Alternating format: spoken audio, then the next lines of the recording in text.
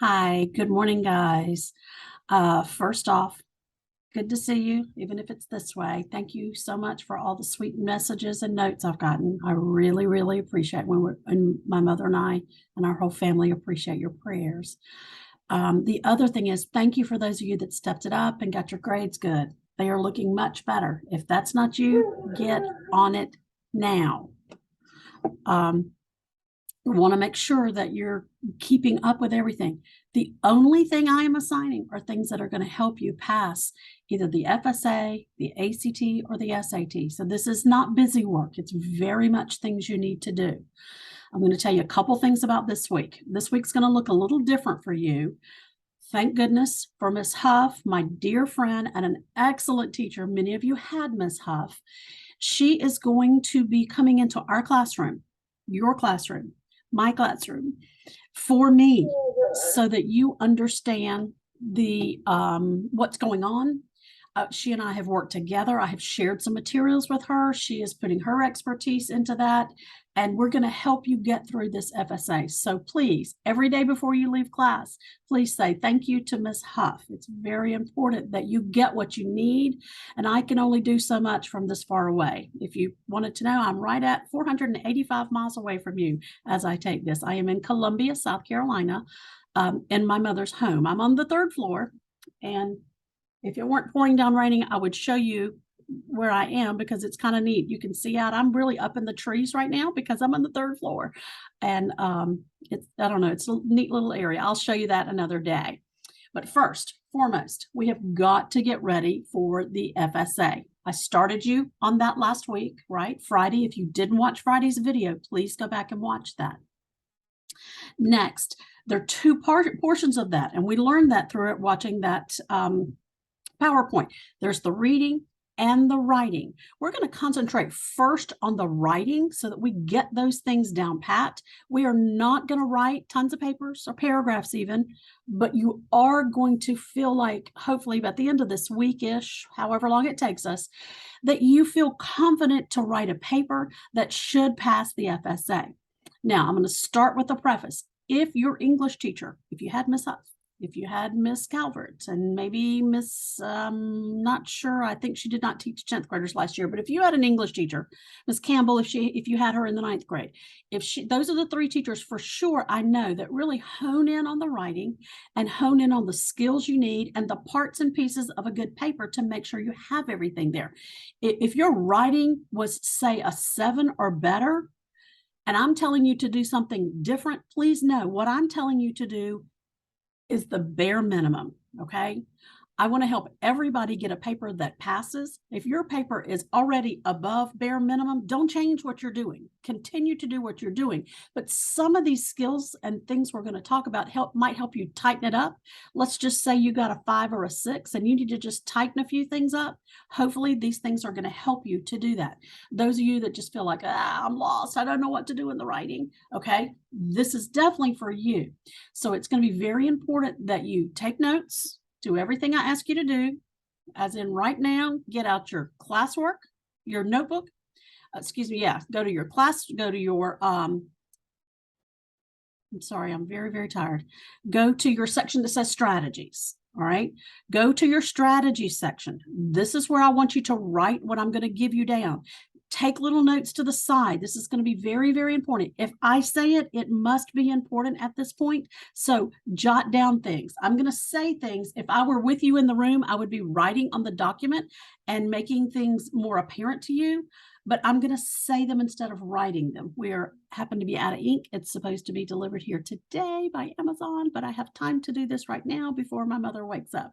If you hear anything in the background, that's her sleeping. She does make some noise when she sleeps, so you may have heard her yawn or make some noise.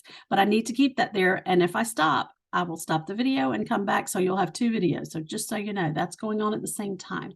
But first and foremost, we need to understand the framework. What do you need to have in your paper to make sure that your paper is a good paper, a strong paper, a paper that will pass the FSA? Okay, you asked that question, right? So now I'm going to give you that answer. I'm going to help you share.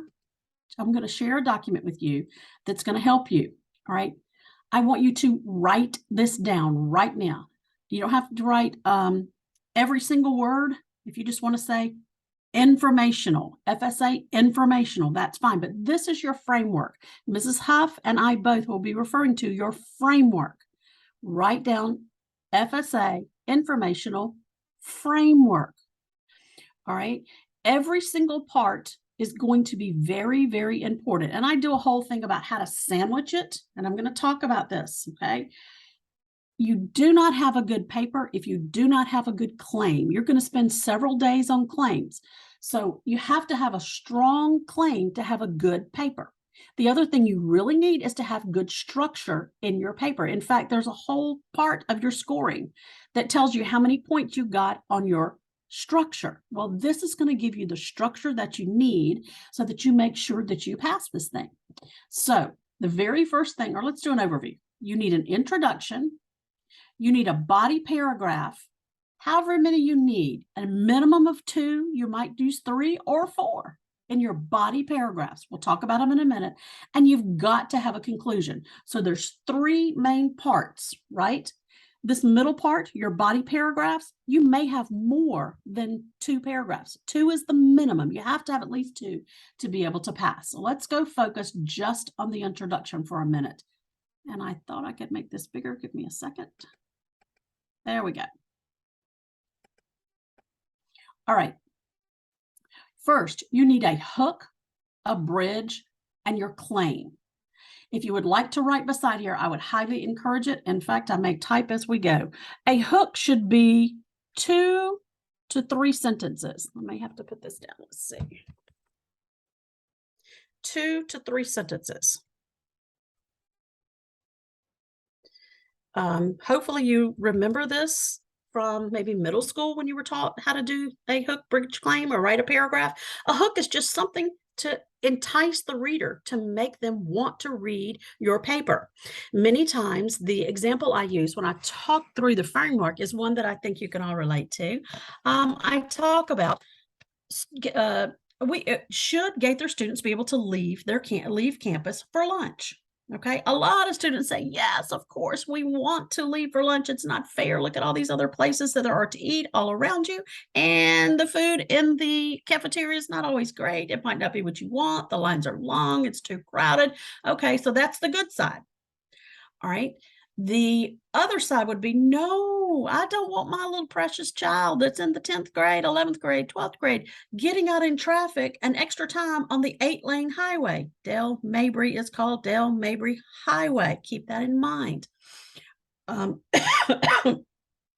That's just a paper that it's that you could write. It's usually a subject kids can relate to. Now, if you are given a prompt that asks you to choose a side, and we'll talk about those when we talk about argumentative, then you would have to pick a side.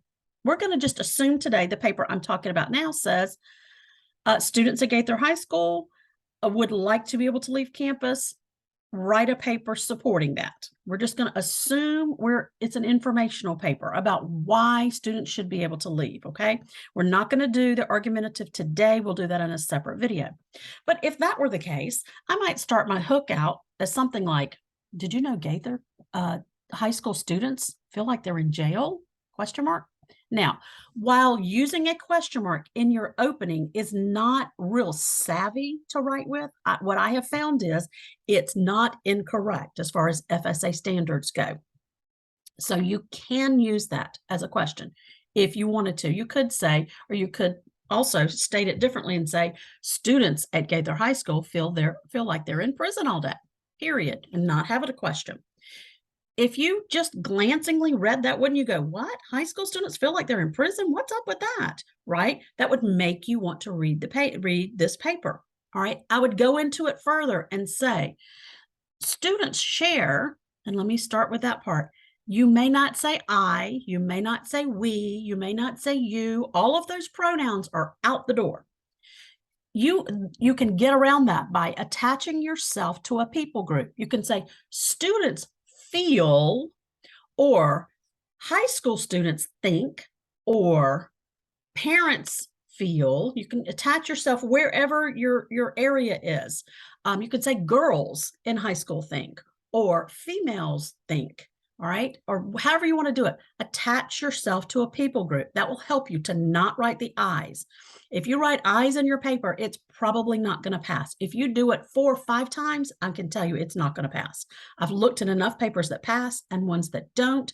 So please use what I spent time on doing to your advantage. Don't write I, don't write we, don't write you. None of that can happen. Those pronouns are gone. This has to be an objective third person writing. And if you don't understand what that means, it means don't write I. Attach yourself to a people group. But that first sentence might be my hook. Okay. Students feel like they're in prison. What's up with that? And then you can go into something like many students at Gaither High School share that let's see, many students at Gaither High School feel like they don't have enough to eat. The lines are too long, and there are so many options outside of school within walking distance. So they would rather leave campus at lunch. Oh, that's what you mean. They feel like they're in prison. You know, you may say, but they're not allowed, but students are not allowed to leave for lunch. That would just give a little hook. Now you're moving on into the bridge. I'm going to change this a minute. I don't want 2 sentences here. Your hook is really 1 to 2 sentences. Let's change that. As I'm writing, I'm realizing that. All right, your bridge can be 2 to 3 sentences, just enough to explain what is going on, right? Oh, that's what I mean by that. Okay, now I got it. We're explaining, they feel like they're in jail because they can't leave campus. There's, what are there, like 14 restaurants within walking distance, probably, right? You cannot leave campus though, so that would feel more like you're in jail. All right, we're going to move on through. So 1 to 2 sentences for a hook, just kind of draw your reader in. 2 to 3 sentences in kind of relating that hook to your claim. I like to think about the bridge literally as this is my hook, this is my bridge, and I hold my reader's hand and I walk them across the bridge. If I were in the classroom, I'd walk across the front of the class and show you. It's the bridge to help you get from that hook to your claim. Now, this is very, very important. Your claim has to be in the introduction, and it has to be 1 sentence. 1, 1, 1, 1, 1. Do not think you are making a claim if you're writing more than 1 sentence. A claim has to be 1 sentence. If you have a claim that's 2 sentences, you don't have a claim. Okay. 1 of those sentences is going to be your claim, but not 2. You can expand on your claim later in the paper, but in your main claim, your claim that's in that first informational paragraph as the introduction, it's 1 sentence. So your claim might be, students at Gaither High School feel they should be able to leave campus for lunch with parent permission, period. Okay, that's going to go in. That lets us know, oh, this is what we're talking about. It's very general. You're going to go down into it and get more specific. All right, now copy this. Your body paragraphs. You need at least 2. If you do not have 2, you do not have a paper that's going to pass. Minimum of 2. 3 or more is better. If you're a very savvy writer, go for it. You're trying to show someone else who does not know you or know anything about you. Literally, they don't even have your name. They have a number. That's what they see. 2 people read your paper. When they read your paper, they're going to say, does this kid have command of the English language? Can they write a paper well? Okay. You want to wow them. So if you can, go for it. Go for the 8, 9, 10, right? Go for the high marks. Then if you don't do quite as well in the reading, it only helps you pass. Remember, it's a combined score. You have to do well on both sides. So the first thing you're going to do is your supporting claim sentence. Now, I don't want you to just write your same claim, right? Maybe you want to expand on it a bit in this paragraph. Maybe in this paragraph, you're going to talk about all the options of places to go for lunch that are very near. You could say students at Gaither High School would like to be able to take advantage of all of the restaurants within walking distance. Okay, does that refer to our claim? Yes, because they'd like to leave campus and go walk to those. But did I restate my exact claim? No, I just mentioned it. And then I'm going to go into more details in this particular paragraph, right? You won't have anything to pull from in my little experiment or my example here, but this will give you an idea. All right, that is going to be one, maybe two sentences, but usually it's shortened up into one. You can expand on that maybe, but 1 to 2 sentences. And then you're going to have some claim evidence. Now you will notice I made these in the colors. I know the blue is dark and it's hard to read, but that's the best blue I could get to show up. The other one's too light and it lightens out the words. All right, claim evidence. You have to have evidence to back up your idea. So maybe in one of the articles, they're going to tell you there are 17 restaurants within walking distance of Gaither High School. Well, that's what I would put there. All right, there's several ways to support your evidence and cite it. You can either put it in your own words. Article number 2, paragraph 3 states, and then you can state it exactly, or you can put it into your own words. If you state it exactly, it needs to have the quotes around it, right? That's paraphrasing. Putting it in your own words is paraphrasing. Exact quote needs to be in quotes. Now, what I have found reading back through FSA papers and how they're scored, the people who grade this, they like a little of both. So don't stick with one and go all the way through. You want to mix it up a bit. The bare minimum in a paragraph would be 2. If you notice, I've got 2 pieces here, 2 yellows, right? You want to have at least 2 pieces of evidence. So my suggestion would be on the first one, quote it exactly. You know, you're not into it too much this far. Quote exactly. Find something that backs up whatever you made reference to in this first supporting claim sentence. All right. Every time you give some evidence, you need to say how you feel or what you think about it. Right. Okay. Let's say there were 14 restaurants within walking distance of Gaither High School.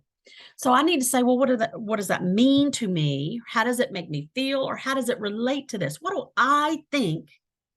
Without saying the word I. And this is when it becomes very, very important. It's what I think, but I can't say I.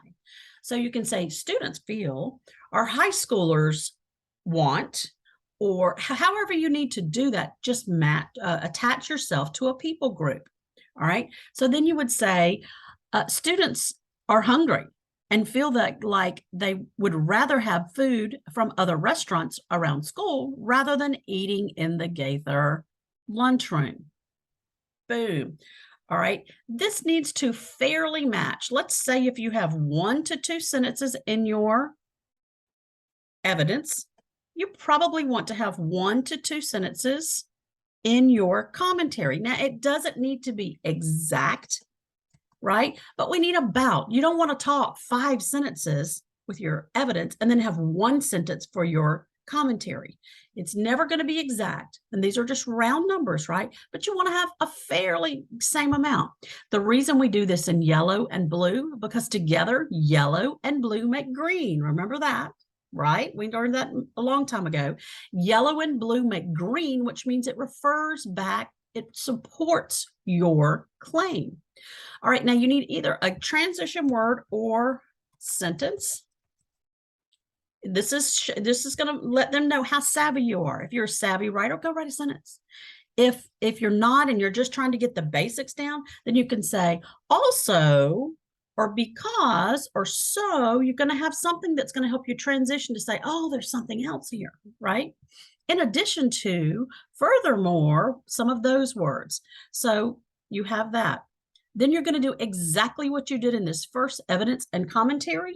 You're going to do the exact same thing again, but you're going to have a different piece of evidence. You've got to make sure it relates back to your evidence, or excuse me, your claim, but this is double supporting it. You supported it once, you supported it twice. Now, if you're a savvy writer, you probably want to do that 3 times, but I'm giving you the bare minimum to make sure you write a good paper.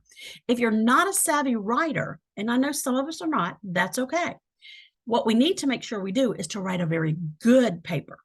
All right. If you write a strong paper with the bare minimum of what you have to have, but it's a good paper, you can pass.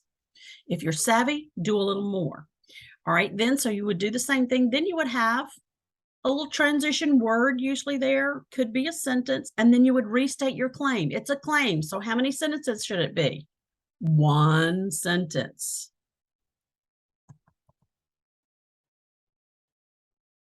All right, so this should be done, and then that makes one paragraph. You need to do this, and if I had my paper tool, I could do it, but you need to do this at least twice. Keep that in mind. You've got to do it a minimum of twice. My savvy writers are going to do it 3, maybe even 4 times. All right, then everybody has to have a conclusion. Did we get everybody got a chance to copy that? I hope. If not, we'll stop the video and copy it. All right, then we're going to come down to our conclusion. All right, in the conclusion, you need to restate your claim. It needs to match this claim right here. Okay, it needs to match the one in your introduction. It can be exactly the same. It's not going to take points off. So if you're struggling to write this paper, just write the same sentence. It's okay. If you're a little more savvy, you can restate basically the same thing, but change the words up just a bit. All right, then this gets confusing. So write this down. I say one sentence from every body paragraph. Whatever you talked about in those paragraphs, you're going to pick 1 to 2 sentences. You could have a longer one, but the minimum is 1 to 2 sentences from every body paragraph. All right. I put this yellow and blue. What I mean here is this yellow is your evidence, right? And the blue is your commentary. Now, what I am going to tell you here, normally the rule is you have evidence first, commentary next. Every time you have evidence, you have to have some commentary. In this last conclusion, I don't see that the FSA people want it to be in that order all the time. It's okay. If you have some commentary that you'd like to put first, go for it. If you would like to put your claim or your claim evidence first, that's okay too. But those 2 parts in this particular area, it does not matter which comes first. That's why I put them side by side. Then you're going to have a thought-provoking statement. All right, that's a little different from a call to action. So a thought-provoking statement in the paragraph that we're talking about, it can be a question. I don't see that the FSA writing marks you down for that. So if you want to make it a question, it's okay. My savvy writers have probably been told, don't do that. So if you are good with that and you know how to do it without writing a question, go for it. But a thought-provoking statement might be, students at Gaither High School should probably band together and go to the school board to take care of this, or something maybe a little more elaborate in our talking. But that is a call to action, but it's also yeah, thought-provoking. Yeah, they probably should do that. It's not saying, so go sign the petition right now. That's a straight out call to action. That goes in an argumentative paper. This one's just to make you think. Another sentence might be something like, so Gaither students have a point. They really should be able to leave lunch at campus, leave their campus at lunch if they want to, with parent permission. That's almost restating the claim, and that's okay too, but you're just making somebody think. All right, this is your, make it a little bit smaller. Whoop, wrong way. And I may not be able to because I have the Zoom screen up. Let's see if I can't make it smaller. I am going to be able to. Okay. So this is basically your paper. Now, what you're going to do today is just kind of understand it. I'll let Ms. Huff decide the timing and things on this. But what I like you to do is I have made strips, and hopefully she found them. If not, she and Ms. Farrell are going to make you some other ones. You're going to have strips that are going to represent. Oh, one thing I didn't address, what is the hot pink? The hot pink is not a claim. It's not evidence. It's not commentary, but it's necessary for the paper, like the hook and the bridge. You can't just start out with the claim. You got to have something. The transition, it's not evidence. It's not commentary, right? So it's hot pink. I just came up with that. It just kind of helps me think. And the thought-provoking statement, it is necessary. You need to have something to make somebody, oh, you just educated me on this informational paper, right? So I need to think about this. All right. But those pieces are very important. They're just not a claim evidence, or a commentary. All right. But so you're going to have these colored strips. Most of them will have the names on them. And she's going to kind of show you how to put these together at your tables. You're going to do it together as tables. Then you're going to get better and better and faster and faster. I want it so that you can just simply write this information down without being able to have to look at this at all.